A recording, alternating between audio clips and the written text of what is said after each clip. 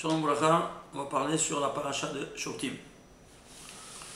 Shoftim, c'est les juges.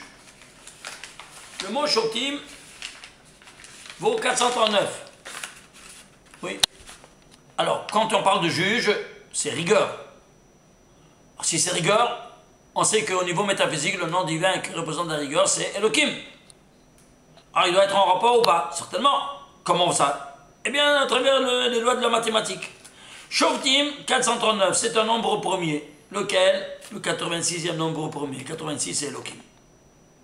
Autrement dit, à travers les lois de la mathématique, tu arrives, et des nombres premiers, comme tu voyais, tu arrives à comprendre même la nature de quoi? De ce que je suis en train de dire au niveau métaphysique. Tu t'extrapoles de toutes ces notions et tu vois que c'est toute une seule notion qui est en jeu. Dans la tête des Shoftim, c'est qui? Elohim, c'est la rigueur. D'ailleurs, Elohim, c'est un synonyme de juge. Incroyable. Alors, maintenant, il y a le 48e paracha de la Torah. Pourquoi? Parce que là aussi, ça nous enseigne que quoi? Qu'il y a ici un tranchement. C'est-à-dire, le juge, il est même pour trancher dans une situation abnorme, pour rétablir l'équilibre qui a été profané. L'équilibre que Dieu a donné, qui était profané par la faute de l'homme. On va voir comment. On nous dit l'épée, comme ça nous dévoile Rabbi Shimon Bar Yochai, dans la paracha de Shoftim, même à l'entrée, au début de la paracha de Shoftim, il nous dit texto, Harabo Shel HaKadosh Baruch Hu. Où est-ce qu'il a écrit ça? Voilà. Herev d'Akadosh Baruch Hu Yod. Il te dit, Yod, Rosh Recha, c'est la tête de l'épée. Le Goufa, c'est Vav. Le Yod Vav, c'est combien? C'est 16.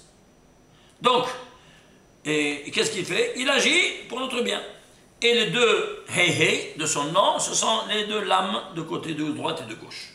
Ça, c'est dans Zohar, Parashat Shoftim, page 274, rien même. Voilà, ça c'est la référence. Alors, ceci étant dit, on va voir maintenant ici quoi? 48, ce n'est autre que 3 fois 16. C'est un bar chez moi, c'est-à-dire, quand tu fais une action à 3 reprises, qu'est-ce que tu fais? Tu tranches. Alors, c'est pour ça que le petit Bédine, c'est de 3 juges qui tranchent, toujours impair. Alors, ceci étant dit, il y a la rigueur, mais aussi la miséricorde. Le fond de tout ça, c'est la miséricorde. Comment? Dans toute la paracha de Shoftim, il n'y a que 41 mitzvot. Pourquoi 41 mitzvot? Rabbi Shimon Bar Yochai nous dévoile que si toi tu prends le nom de Dieu, Elohim, en entier, Aleph, Lamed, Hei, Yod, Mem, mais à rebours, c'est-à-dire une lettre, Aleph, 2 lettres, Aleph, Lamed, écrit en entier, 3 lettres, Aleph, Lamed, Hei, 4 lettres, Aleph, Lamed, Hei, Yod, 5 lettres, Aleph, Lamed, Hei, Yod, Mem. Ici il y a 3 lettres, ici il y a 6, ici il y a 8, ici il y a 11, ici il y a 13, total 41 lettres. Alors toutes ces 41 mitzvot, c'est quoi? Elles proviennent de la rigueur. Quelle rigueur? Cette rigueur en valeur cumulative, en entier. Et pourquoi? Nous dit Rabbi Shimon Bar Yochai au niveau maximal, au monde céleste en haut, eh bien dans le parcours le plus élevé, la rigueur n'existe pas. La rigueur, que c'est Elohim, elle existe dans cette formule-là, en 41 lettres, elle est entièrement de miséricorde. Là où il n'y a rien de rigueur. Et alors, tu vois que toute cette paracha, elle est sous l'empreinte de la miséricorde. Et c'est pas pour rien que tu auras dans cette paracha 97 versets. Pourquoi 97 versets? C'est un nombre premier. Lequel? 26e nombre premier. Est-ce que tu vois de nouveau ici le nom de miséricorde qui est exprimé, caché par le nombre des versets qui structurent toute cette paracha qui est sous l'empreinte de la soi-disant rigueur. C'est-à-dire que s'il y a une rigueur qui s'abat sur toi, sache que c'est pour ton bien. Si tu payes ici, tu payes pas là-bas. Un qui a été condamné à mort. Eh bien, la mort, elle purifie son péché, il rentre là-haut, il rentre au Gan Eden. après son exécution. C'est pas bien pour lui. Oui, mais on veut pas, on veut continuer à avoir des péchés, mais ce péché-là, il n'y a plus donné le droit de visa sur cette terre. De pouvoir continuer à accumuler d'autres péchés. Parce que s'il a fait un péché si capital, alors on lui enlève le droit de visa. Et le droit de visa, c'est quoi? La peine de mort. Alors on l'enlève de ce monde-ci, mais il rentre dans le monde de nickel. Nous, on veut encore monter encore plus là-haut. On ne veut pas s'arrêter dans un certain niveau, on veut monter sans des mondes infinis. Et comment? Eh bien, plus tu accumules des srouyot, des mérites, à travers l'exécution de mitzvot, plus tu vas monter après ton départ de ce monde-ci. C'est pour cela que nous, on veut cumuler combien on peut.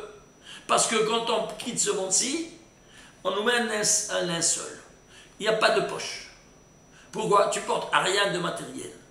Tu vas porter avec toi, sur un plateau, les avelot que j'ai fait, et sur l'autre, des mitzvot.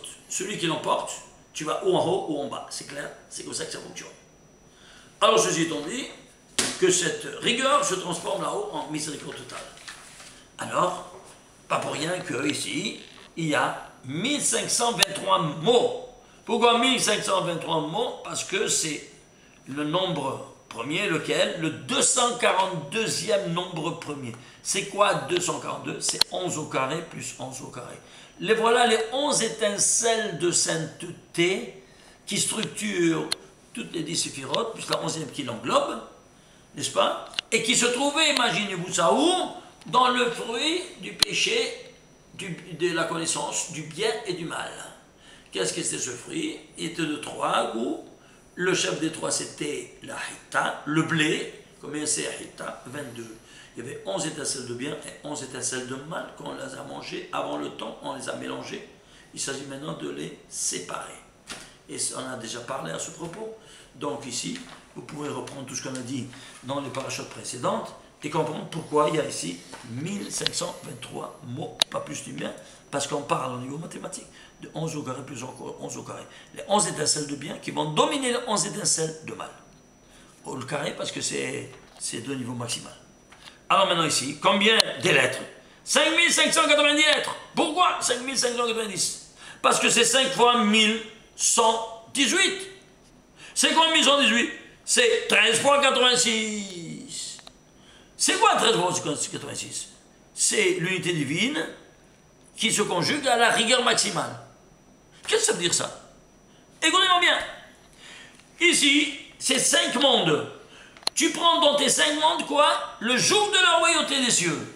Cette autorité juridique, tu vas l'installer dans tous tes 5 degrés d'âme. Alors, tu vas t'élever dans tous ces 5 mondes. Comment tu fais ça? En prenant Al Malchut Shamaim. On l'avait déjà dit, je le répète de nouveau. Comment tu sois Al Malchut Shamaim en disant Shema Israël Hashem Elokeinu Hashem Echad. Si vous faites la gematria de ces 6 mots, ça fait 1118.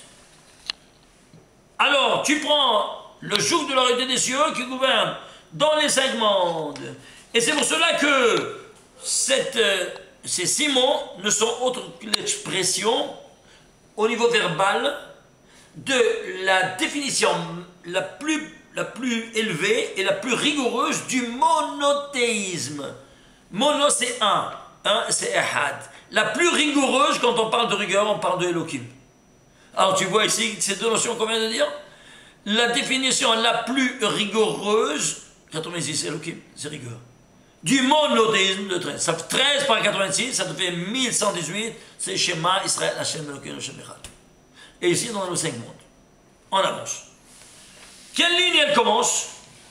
Combien de lignes il y a dans toute la paracha de Shoftim? 193 lignes.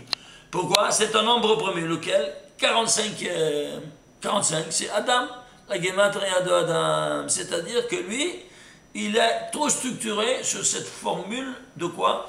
De rigueur, qui doit adopter pour étudier et appliquer tout ce qu'il a étudié dans la Torah. Tout ce que le Créateur veut, il faut l'appliquer avec une rigueur écrasante. Sans cela, chez Mishmor. Vous savez que si on perd 1 millimètre dans une mesure, hein, au bout d'un certain temps, ce millimètre, il sort, au bout de la circonférence, qu'est-ce que tu as? Après, plus tu t'éloignes du chemin, plus tu vois la différence qui t'écarte du chemin que tu devais prendre sans ce millimètre. Alors, ici, nous avons le début et la fin.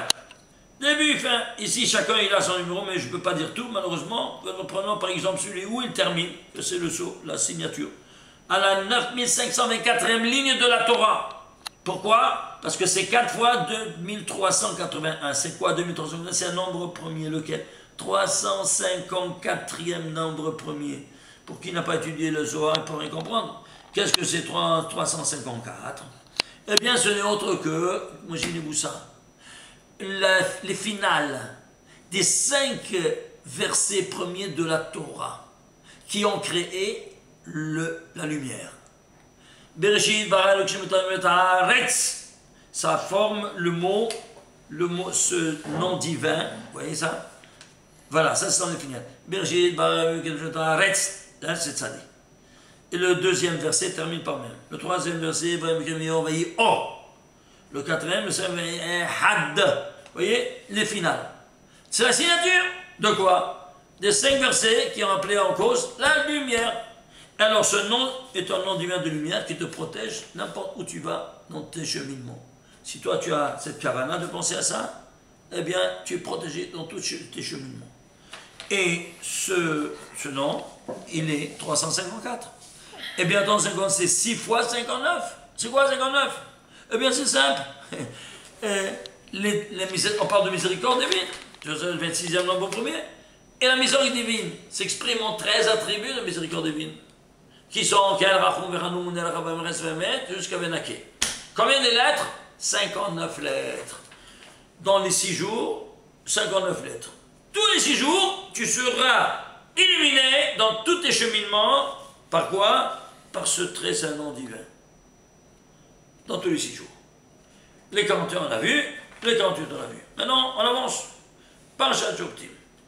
Qu'est-ce qu'on a? Prenons le premier verset. Tu vas donner des juges. Pourquoi dans tes portes? Le tribunal doit être au centre de la ville, mais pas en périphérie, à l'entrée. Oui, non. Qu'est-ce que ça veut dire ça? Alors, nos Chachamim du Moussa, ils ont dit c'est simple. Toi, tu as un corps, très bien. Et toi, tu as des portes d'entrée dans ton corps. Oui, c'est les orifices. Alors, attention, tu vas être un juge devant tous les orifices de la tête. Ici, les yeux. Attention, tu dois savoir que tu as des juges. Attention de ne pas voir des visions malsaines, des visions impures. Ça rend impure ton âme. Et alors tu ne pourras plus voir les grands secrets de la Torah. Tu vois une impureté dans WhatsApp, dans un chamishmor, toute cette saleté-là de films porno, chamishmor, tu t'es brûlé les yeux. À quoi la chose ressemble? Regarde le soleil. Tu le vois à peine un éclat de seconde et tu ne vois plus rien. Si tu fais 2 secondes, une seconde de plus, aveugle pour la vie. Ouais, voilà la même chose ici. Alors qu'est-ce qu'on fait? Comment on va faire?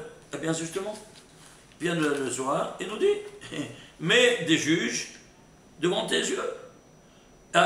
Et ces juges devant tes yeux, est-ce que c'est permis? C'est permis. Qui t'a permis de voir ces choses-là? La même chose. Pour la bouche, c'est notre orifice. Pour les oreilles, dans la bouche, tu dois faire attention de ne pas faire la shonara. Les oreilles, mets des juges, attention d'entendre seulement les choses qui sont permises, et pas la shonara, et ainsi de suite. Vous comprenez? Alors, c'est des juges, dans chacune de tes orifices. Ça veut dire, pourquoi il te dit au singulier? Il aurait dit, il aurait dû dire, hein, des juges, tout ça, dans toutes ces. Non, il dit, à chacun de nous, dans ses orifices. Alors, maintenant, ça c'est au niveau étroit. Et au niveau plus large, maintenant, tu vas mettre ces juges-là. Alors maintenant, combien des mots? 16 mots. Combien des lettres? 4 fois 16 lettres. Est-ce que vous voyez maintenant de nouveau l'épée du Créateur d'où elle se trouve? Pourquoi ici 1 fois 16, ici 4 fois 16? Parce qu'il y a 5 mondes. on étudie 4 mondes qui sont à notre portée. Donc, tout comme les lettres, c'est quelque chose de micro, petit. Alors c'est à notre portée, une petite tête. Le mot, c'est plus grand que les lettres. Eh bien, le mot correspond au 5e monde, Adam Kadmon, qu'on n'étudie pas. Parce que c'est tellement élevé que ce n'est pas à notre portée. Alors c'est pour ça qu'il y a ici 1 fois 16 qui tranche, et 4 fois 16 qui tranche, quoi? Shofetim, Veshotrim, Bechod, Luton, Bechod, Sha'arecha. Ceci étant dit, alors, on avance. À qui a été donné ça? Regardez, ça c'est le 5355e verset de la Torah. Pourquoi 5355e verset de la Torah? Parce que c'est 45 fois 119. 45 c'est Adam. Et 119, dans tout le récit des 7 jours, le nom de Adam se trouve codé 119 fois. On parle de l'homme ou pas? Ishtambar chez moi.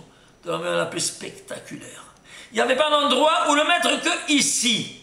Pour te dire à toi, à chacun de nous. C'est pour ça que le Rabbin Moussar, ils ont dit ça. Sache une chose, qu'à la fin de notre vie, par exemple, on va prendre le globe de l'œil. Il a tout filmé comme un filmeur que toi tu as maintenant un Canon que tu veux filmer. Tout l'œil que tu vois sera filmé et enregistré. Ils vont prendre cet œil, ils vont le mettre dans un ordinateur là-haut, que toi tu peux comprendre comment ça fonctionne aujourd'hui. La même chose là-haut. Et ils vont refaire tout ce que cet œil il a vu pendant toute sa vie. Devant qui? Dans tout le tribunal céleste, devant tous les sadikim. Et quand ça arrive à ces endroits-là que tu vois des choses non permises, tu veux être enterré encore fois, de mettre sous la terre pour ne pas subir la honte. Oh là là, regarde ce qu'il a vu, regarde ce qu'il a vu. Tout ce que tu vois sera projeté à tout le monde céleste. Alors où tu vas te mettre? Comment tu pourras gagner ta place au Gan Eden? C'est ça ce qu'on vous demande, mon rêve, la bataille. Aïe, aïe, aïe, aïe, aïe, aïe. Mar Omar, moi d'abord Beyam Adin. Je ne sais pas d'où commencer. Il y a ici tellement de choses à vous montrer. Aïe, aïe, aïe. Par exemple, on peut continuer si vous voulez. Il y a du temps. 1 minute. Combien? 1 minute. Ah, non, j'ai plus. Bon, qu'est-ce que vous voulez que je vous dise? Ça prend beaucoup de temps. Ça. Non, bon, écoutez. Bon, faites passez un bon Shabbat. À la prochaine fois.